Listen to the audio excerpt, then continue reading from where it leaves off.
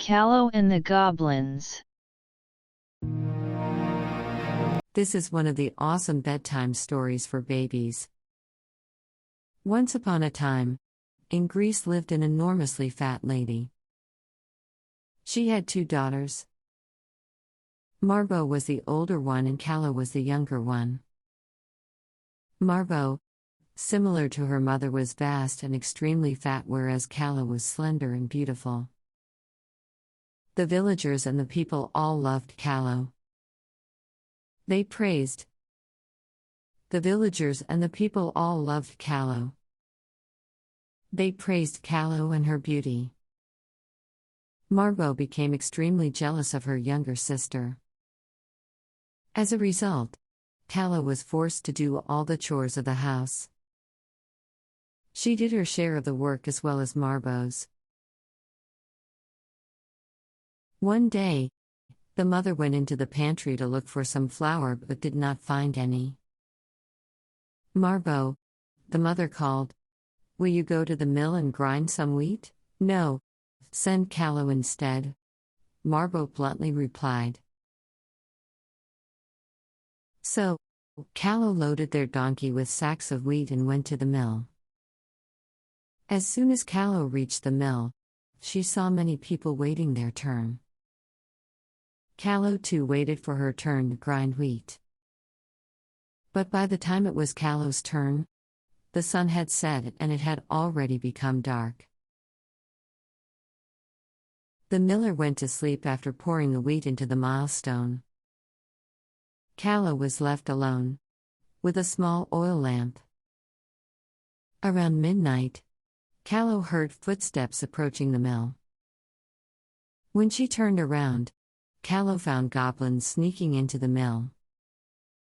It was a whole gang of goblins. "We'll eat you. We'll eat Kallo," the goblins shrieked, running around her in a circle. "You can't eat Kallo," replied Kallo. "Not in this dirty old dress." That sent the goblins scuttling around the mill and out to bring the finest dress for Kallo. "Now, we shall eat Kallo," the goblins sang. "Not yet," said Kallo again. "You can't eat Kallo barefoot."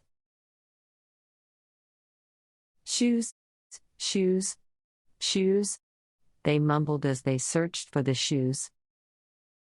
They came back with a pretty pair of shoes. "Now then, we shall eat Kallo," the goblins sang. "No, not like this. Kallo does not have a coat," Kallo sighed. When the goblins brought Kallo a fur coat, she asked for a pair of gloves, then for an umbrella and so on. The clever girl made the goblins run for different things the whole night.